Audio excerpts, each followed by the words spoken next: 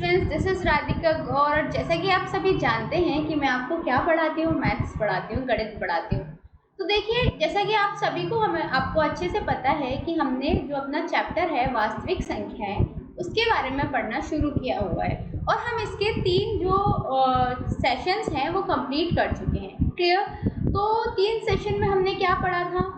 हमने सबसे पहले शेषफल प्रमेय के बारे में पढ़ा था, हमने संख्याओं के बारे में पढ़ा था, हमने अंकगणित की आधारभूत प्रमेय के बारे में भी पढ़ा और हमने अपरिमेय संख्याओं के बारे में भी सीखा था। हमने ये सीखा था कि हम कैसे सिद्ध कर सकते हैं कि कोई भी संख्या जो हमारी है वो कैसी संख्या है, अपरिमेय संख्या है। तो ये सब हम ऑलरेडी 3 सेशन में पढ़ के आ चुके हैं। तो देखिए, इस सेशन में हम पढ़ेंगे परिमेय संख्या और उनके दशमलव प्रसारों का रिविजिट। देखिए, आपको यदि याद हो तो 9th क्लास में आपने पढ़ा था टर्मिनेटिंग डेसिमल एक्सप्रेशन। ठीक है, मतलब एक तो था शांत और दूसरा था अशांत, हमने ये पढ़े थे। ठीक है, जब हम इन दशमलव प्रसारों के बारे में ऑलरेडी पढ़ चुके हैं तो क्योंकि 10th में भी हमारा एक छोटा सा टॉपिक आता है, तो इसीलिए इस सेशन में हम उन्हीं टॉपिक्स को रिविजिट करेंगे।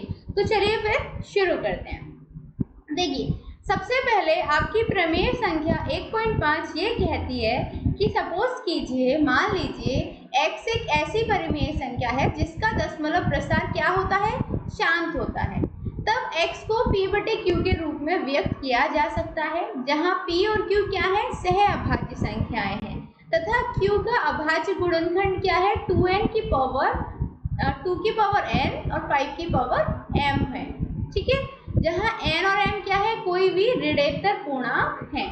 ये चीज आप समझिए कि यदि x कोई परिमेय संख्या है और उसका जो दशमलव प्रसार है यदि वो शांत है, तो x को हम किसके रूप में व्यक्त कर सकते हैं, p/q के रूप में व्यक्त कर सकते हैं, जहाँ पे जो p और q होंगे वो सह अभाज्य संख्या होंगी और जो q है उसका अभाज्य गुणनखंड होगा 2 की पावर n 5 की पावर n के रूप में। ठीक है, अच्छा, अब देखिए ये चीज हम कैसे एक्सप्लेन कर सकते हैं। देखिए कि जो ऊपर वाला कथन है वह सत्य होने के स्पष्ट कारण है। क्या है?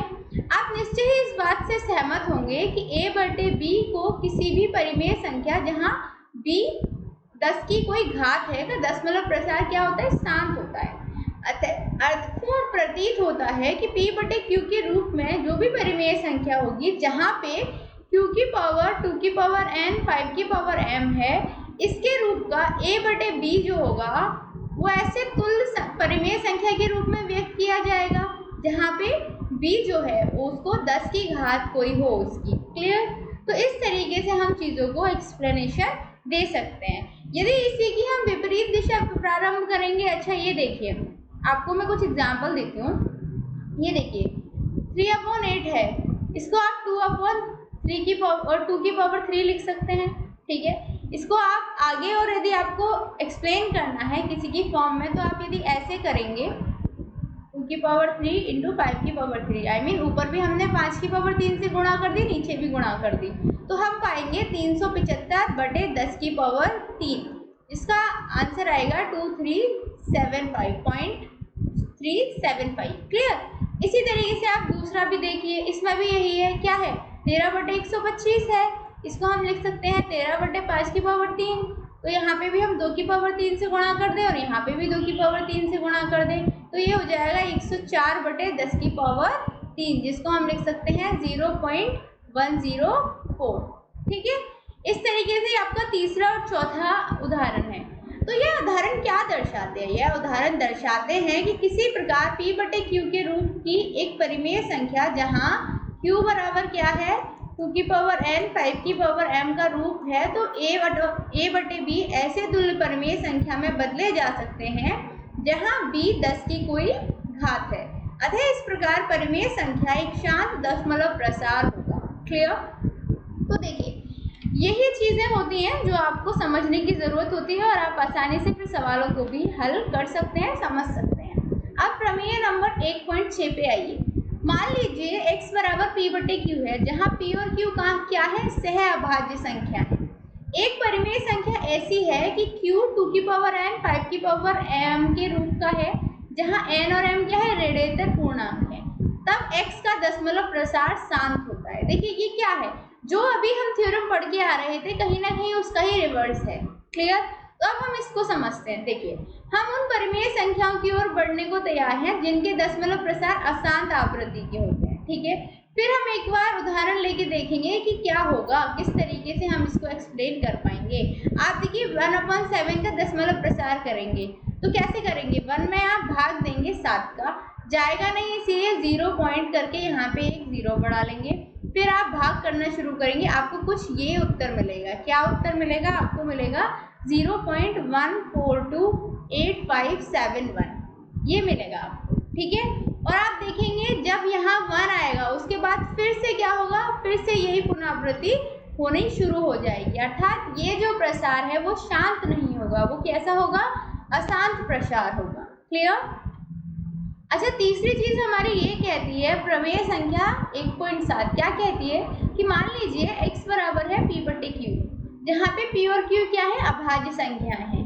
एक परिमेय संख्या इस प्रकार की है कि q का अभाज्य गुणनखंड क्या है? q का अभाज्य गुणनखंड है 2n 5n के रूप में नहीं है। ठीक है, जब नहीं है तो x का जो दशमलव प्रसार है वो किस आवृत्ति का होगा? अशांत आवृत्ति का होगा। यही हमारी जो परिमेय संख्या है वो ये कहती है। कौन सी परिमेय संख्या? प्रमेय संख्या 1.7 हमारी ये कहती है। समझे? तो देखिए बहुत आसान है, बस आपको जो स्टेटमेंट है उनको ध्यान से पढ़ना है और कुछ भी नहीं है इस टॉपिक में। चलिए हम कुछ सवालों को हल कर लेते हैं। यहाँ पे दिया हुआ है, बिना लंबी विभाजन प्रक्रिया किए बताइए कि निम्नलिखित प्रमेय संख्याओं के दशमलव प्रसार शांत है या अशांत है। देखिए 9th में हम क्या करते थे, याद है आपको? कक्षा 9 में हम क्या करते थे, हम दशमलव प्रसार करने के लिए भाग करते थे, विभाजन करते थे, और वो बहुत लंबा कंसेप्ट हो जाता था। 10th में हम इसी को थोड़ा शॉर्ट तरीके से पढ़ते हैं। कैसे पढ़ते हैं? देखिए, सपोज करो आपको एक नंबर दिया हुआ है, ये वाला 64 डिवाइडेड बाय 455, 64/455। तो इसको आप अच्छे से जानते हो कि 64 इसमें आप HCF निकालोगे, किसका निकाल लोगे? 455 का। जब निकालोगे तो आप कहोगे 4 गुणा 7 गुणा 13, ये इस तरीके से इसके गुणनखंड आते हैं। तो हम जानते हैं किसी परिमेय संख्या p/q, जहाँ p और q क्या है? से अभाज्य है।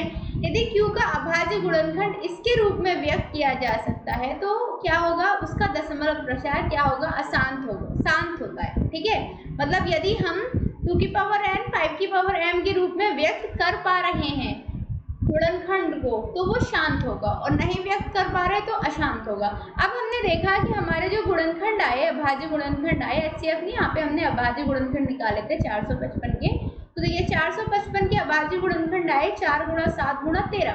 अब इसको तो हम 2n 5n के रूप में व्यक्त नहीं कर सकते, तो इसीलिए ये कैसा प्रसार हो गया? अशांत आवृत्ति होगी। ठीक है, इसमें क्या होगी? अशांत आवृत्ति। अगला देखिए, अगला क्वेश्चन हमारा ये कहता है बच्चा कि आपके पास 15/1600 है, तो 1600 को आप लिखेंगे, आपके गुणनखंड करेंगे कुछ इस तरीके से, तो आप क्या पाएंगे? 2 की घात 6 और 5 की घात 2। अब ये हमने 2n और 5m में व्यक्त कर दिया। इसका मतलब क्या हुआ? ये किस आवृत्ति का होगा? शांत आवृत्ति का होगा। ये जो प्रसार होगा वो शांत होगा। क्यों होगा? क्योंकि हमने 2n 5m में उसे आराम से व्यक्त कर दिया। तीसरा क्वेश्चन देखिए आप, 5वां क्वेश्चन है एक्सरसाइज का, बट हमने जो सॉल्व किया है उसका तीसरा। देखिए 29/343, 343 के आप गुणनखंड करेंगे, अभाज्य गुणनखंड करेंगे तो 7 गुणा 7 गुणा 7 आएगा। इसका मतलब हुआ 7 की पावर 3। अब आपको पता है कि 7 की पावर 3 को हम 2m और 5n इसमें व्यक्त नहीं कर सकते। जब नहीं कर सकते तो इसका मतलब क्या हुआ? कि यह शांत नहीं होगा। जब शांत नहीं होगा तो इसकी प्रसार की आवृत्ति कैसी होगी? अशांत आवृत्ति होगी। क्लियर हुआ? आगे बढ़ते हैं। नेक्स्ट क्वेश्चन बेटा हमारा ये कहता है कि सपोज कीजिए आपके पास एक नंबर है 129/2n, 5n, 7 और 7n। क्लियर? अब ये देखिए, क्या ये जो नंबर है वो 2n, 5n के रूप में है? ऑब्वियसली नहीं है। क्यों नहीं है? क्योंकि इसमें 7 की पावर भी आ रही है, जबकि ऐसा हमने पढ़ा नहीं।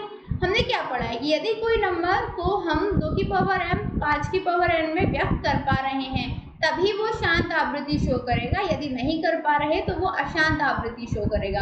हमने यहाँ पे देखा कि हम इस नंबर को नहीं शो कर पा रहे, इसीलिए वह प्रसार कैसा होगा, हमारा अशांत आवृत्ति का होगा, शांत आवृत्ति का नहीं होगा। अगला सवाल देखिए, 6/15, 2 की पावर, इसको हम ऐसे लिख सकते हैं, इसको हम 2/5 लिख सकते हैं। क्लियर। अब देखिए 5 है, इसका मतलब क्या होगा, हम यहाँ नीचे क्या लिख सकते हैं, आप मुझे ये समझाइए। यहाँ हम लिख सकते हैं 2 की पावर 0, 5 की पावर 1। क्लियर। इसका मतलब क्या हुआ कि हमने इसको 2 की पावर n और 5 की पावर m में व्यक्त कर दिया। क्लियर। जब हम इस रूप में इसको व्यक्त कर पा रहे हैं तो इसका मतलब क्या हुआ कि इसका जो प्रसार होगा वो कैसा होगा, शांत होगा, अशांत नहीं होगा, शांत होगा। तो इस तरीके से हमने इस सवाल को हल कर दिया। अगला सवाल देखिए, 35/50, अर्थात 50 को देखिए हम किसके फॉर्म में व्यक्त कर सकते हैं। 50 को हम लिख सकते हैं 2 × 5 × 5। क्लियर। जब हम ये लिख सकते हैं तो इसका मतलब ये लिख सकते हैं ना, इसको 2 की पावर 1 और 5 की पावर 2, मतलब 2 की पावर m, 5 की पावर n, इसमें हमने इसको व्यक्त कर लिया तो इसका प्रसार कैसा होगा, शांत होगा। क्लियर। तो यही चीज़ है, बहुत आसान है। आपको क्या करना है, आपको जो हर है उसका क्या करना है, गुणनखंड करना है। गुणनखंड करने के बाद आपको देखना है कि उसको आप 2 की पावर m × 5 की पावर n में व्यक्त कर पा रहे हैं या नहीं। यदि कर पा रहे हैं तो जो प्रसार है वो शांत होगा, यदि आपसे नहीं हो पा रहा है तो वो अशांत होगा। अगला क्वेश्चन देखिए, क्वेश्चन नंबर ये कहता है कि ऊपर दिए गए प्रश्न में उन परिमेय संख्याओं के दशमलव प्रसारों को लिखिए जो शांत आवृत्ति के हों। ठीक है, यहाँ पे लिखा होगा जो शांत आवृत्ति के हों। ठीक है। अब देखिए हम ऐसे सवाल नंबर 1 लेते हैं, 13/3125, मतलब 3125। हम क्या करेंगे, इसका प्रसार करेंगे तो 5 × 5 × 5 × 5 × 5 कुछ इतना आ जाएगा। इसको हम लिख सकते हैं 13/5 की पावर 5 में। क्लियर। वही हम 2 की पावर 5 का ऊपर गुणा कर सकते हैं, 2 की पावर 5 की नीचे गुणा कर सकते हैं। तो हम क्या देखेंगे कि इसको हम 5 × 2 की पावर 5 में व्यक्त कर पा रहे हैं, तो इसका मतलब ये कैसा होगा, शांत आवृत्ति का होगा। ठीक है, शांत आवृत्ति का होगा। क्लियर। ये देखिए 17/8, इसको भी हमने क्या किया, 8 को 2 × 2 में कर लिया, 2 की पावर 3, ऊपर नीचे हमने 5 की पावर 3, 5 की पावर 3 से मल्टीप्लाई कर दी, तो हमारा ये 2 × 5 की फॉर्म में क्या हो गया, व्यक्त हो गया, अर्थात ये भी हमारा कैसा होगा, शांत आवृत्ति का होगा। ये वाला देखिए 64/455, इसका दशमलव प्रसार कैसा होगा, अशांत होगा। कैसे होगा, आप गुणनखंड करके देख लीजिए। अगला सवाल देखिए 15/1600, आप इसको सॉल्व करेंगे तो आप देखेंगे कि जो आवृत्ति है वो 2 × 5 की पावर 6 इस तरीके से आएगा। तो फिर देखेंगे कि ये भी 2 की पावर m, 5 की पावर n के रूप में व्यक्त हो रहा है। इसका मतलब क्या हुआ, इसका मतलब हुआ कि वो शांत आवृत्ति का होगा। ठीक है, इस तरीके से हम पता लगा सकते हैं। आगे सवाल देखिए, आपको दिया हुआ है 49/343, ये कैसा होगा, अशांत होगा। क्यों, क्योंकि 343 को 2 की गुणा m, 5 की गुणा n में व्यक्त नहीं किया जा सकता। ये वाला सवाल देखिए, यहाँ तो सीधे सीधे लिखा हुआ है 2 की पावर 3, 5 की पावर 2, मतलब जब इसको लिखा जा सकता है 2 की पावर 3 m और 5 की पावर n में, तो ये कैसा होगा, शांत होगा। ये देखिए इस सवाल को नहीं लिखा जा सकता, अभी बताया था मैंने, क्योंकि इसमें 7 की पावर 5 भी है, इसीलिए अशांत आवृत्ति का होगा। ये वाला सवाल देखिए, नीचे 15 है, 15 मतलब 5 × 2, 3 × 5, इसकी फॉर्म में हम इसको लिखेंगे।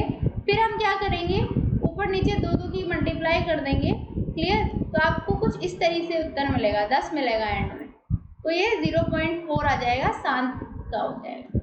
ये देखिए 35/50 है, 50 को हम लिख सकते हैं 2 × 5 × 5, अर्थात 2 की पावर 1 × 5 की पावर 2, 2 की पावर n, 5 की पावर n इसके रूप में व्यक्त हो रहा है। तो ये भी कैसा हुआ, शांत प्रकृति का हुआ। किसका हुआ, शांत प्रकृति का हुआ। तो अब आप समझे ना कि कैसे हम शांत और अशांत प्रकृति के बारे में पता लगाते हैं। अच्छा, एक और क्वेश्चन देखिए, क्वेश्चन नंबर ये कहता है कि कुछ वास्तविक संख्याओं के दशमलव प्रसार नीचे दर्शाए गए हैं।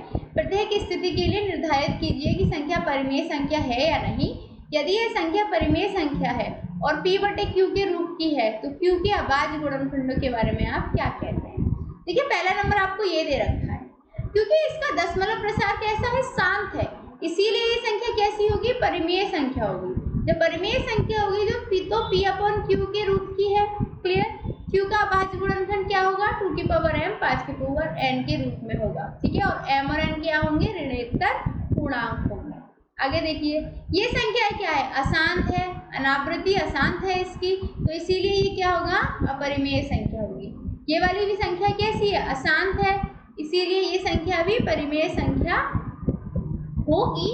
बट क्यों होगी, क्योंकि देखिए इसमें तो अनावृत्ति आ रही थी, अनावृत्ति थी अशांत होने के बावजूद, बट इसमें आवृत्ति आ रही है, इसमें रिपीट हो रहा है वही चीज, तो इसीलिए ये भी क्या होगी, परिमेय संख्या होगी। क्लियर? इस तरीके से हम चीज़ों को एक्सप्लेन कर पाते हैं। तो देखिए इस सेशन में आप अभी तक क्या पढ़ के आए, आपने ये पढ़ा कि जैसा कि हमने 9th क्लास में पढ़ा था परिमेय संख्या और अपरिमेय संख्या के बारे में, वैसा ही 10th क्लास में हमारा थोड़ा सा टॉपिक आया था, जिसमें हमने ये सीखा कि जहां हम 9th क्लास में लॉन्ग डिवाइडेशन मेथड या विभाजन करके पता लगाते थे कि कोई संख्या शांत है या अशांत है, वहीं हमने यहाँ पे आसानी से शॉर्ट मेथड्स का यूज़ करके गुणनखंड करके पता लगा पाए हम कि जो कोई भी संख्या हमें दी हुई है वो शांत है या अशांत है, आवृत्ति उसकी कैसी होगी, आवृत्ति होगी या अनावृत्ति होगी। ये चीज़ें हम आराम से इस सेशन का इस्तेमाल करते हुए समझ पाए हैं। इसी के साथ साथ हमने इस सेशन में 3 प्रमेय के बारे में भी डिस्कस किया।